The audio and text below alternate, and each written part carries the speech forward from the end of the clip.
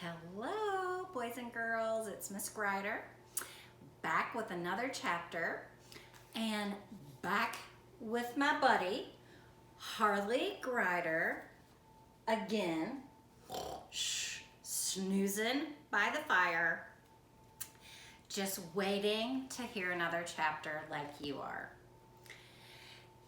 Today's chapter in the Freedom Train North is Chapter 5, called Secret Service. I'm going to show you again a picture of our map. This is a family's journey, and you can see too that they are starting in Missouri and heading north, similar to Mr. Glover, and going through Lake Michigan again to get away from the slave states. Chapter 5, Secret Service. More than 150 years ago, Eliza and Jeremiah Porter were missionaries in Green Bay.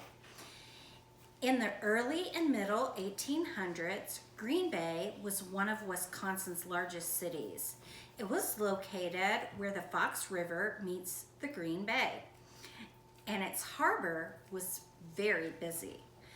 From the bell tower of the Porter's Church, people could see beyond the town to miles of woods and water. The Porter's door was always open to anyone sick, hungry, or just worn thin with loneliness after months and months of winter.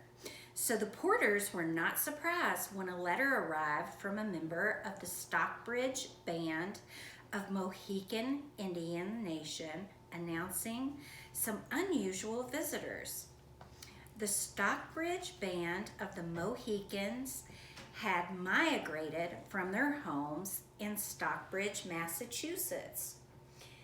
Migrated means to move from one country or region to another. In 1820s, their first home in Wisconsin was the eastern shore of Lake Winnebago. They knew too well what it meant to be pushed out by the government taking their lands. That's why they had made the long journey to Wisconsin. Now it was their turn to help others on a journey to their freedom. The letter to the Porters carried news that members of the Stockbridge Band had hidden a family of fugitive slaves, a father and 3 young children. What had happened to the mother? No one knew. Slavery is cruel. She may have died or even been sold. I wanted to stop here and show you a picture of the Porter's Church. This is the church where people met and also helped to free slaves. Wherever people ran from slavery, slave catchers were always a danger, so the Stockbridge kept watch. Sure enough, bounty hunters were spotted sneaking around Stockbridge land. The fugitive slave family was no longer safe. Maybe the Underground Railroad could help. So a letter was sent to Green Bay and the Freedom Train began to move. Eliza Chapel Porter told the story in a letter to her daughter. Eliza wrote, "A letter came from Mr. Goodell of Stockbridge saying that a father and his children had for some time enjoyed refuge in that Indian nation, but pursuers had discovered their resting place."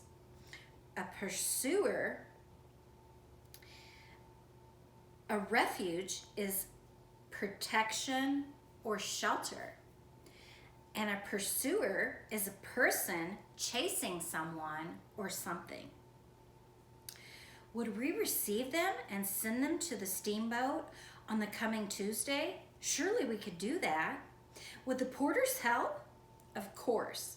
They knew Captain Stewart of the fine ship Michigan, and it would take any fugitive slave to Canada. What could be simpler than hiding a family overnight and sneaking them on board a waiting ship? However, the porters soon learned that when slave catchers, reward money, and freedom were involved, nothing was simple. They did not arrive at the hour appointed, Miss Potter wrote. Appointed means a chosen or dedicated time. But at midnight, we were awakened by a knock at our window, and there stood the poor trembling father and his 3 cold and hungry children. Our house was already full, and the boat was not in port, and they feared the pursuers were on their track. The porters welcomed the family with hot food and a warm fire. Their guests' sad, hard story tumbled out as the porters listened. Somewhere in the South, this father had stolen away with his 4 children. On foot, they managed to avoid betrayers. A betrayer is a person who turns against someone. They managed to avoid betrayers, bloodhounds, and bounty hunters until they reached St. Louis, Missouri. Eliza and Jeremiah listened in horror as their father told his story. One child had become very sick. Nothing the desperate man could do made any difference. His little one grew sicker and weaker and sicker, and the child died. There was no time for tears. Slave catchers would not wait for them to grieve. Grieve means to feel very sad because someone has died. The father had to bury his child and keep running.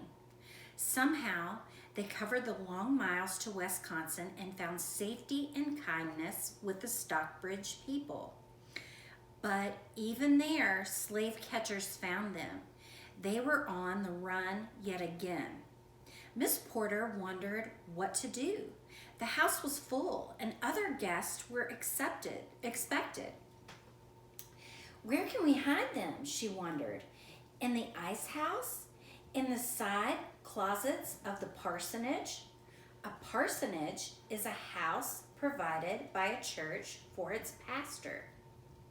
I asked the God of all wisdom, love, and truth for direction. The answer came like a lightning flash. That is the place, Mr. Porter replied, the belfry. A belfry is the tower or a room in a tower where a large bell is hung.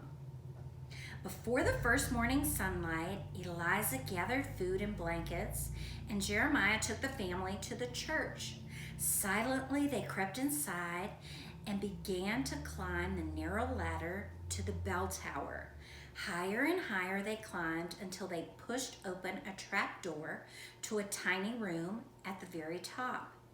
They could see all of Green Bay from this treetop perch. Streets and houses, kitchen gardens, shops and barns. In the distance, they saw the smokestacks of steamships and the docks where they hoped and prayed the Michigan would come to port soon. But the Michigan did not come. Days of whispering and nights of waiting passed without a single sign of Captain Stewart or his ship. The lake was a dangerous place. Everyone understood that storms and fire had sunk steamers many times before. What would the porters do if the Michigan never arrived? Every freedom worker in Green Bay was watching that dock. Time must have passed so slowly. Hour after hour, the children had to be as silent as stones. No one must suspect that people were hiding in the bell tower. Thursday, Friday, and Saturday passed, and the porters began to worry about a new problem. Sunday morning, the bell would ring, and the church would fill with people. What would the family do then? Take a look at this picture of the Green Bay Harbor around 1850. This is the harbor where the abolitionists watched for the steamship Michigan to dock so that they could save the family of slaves. The question was answered by good news. At last, the steamer Michigan had been spotted heading into Green Bay Harbor. Every freedom worker jumped into action.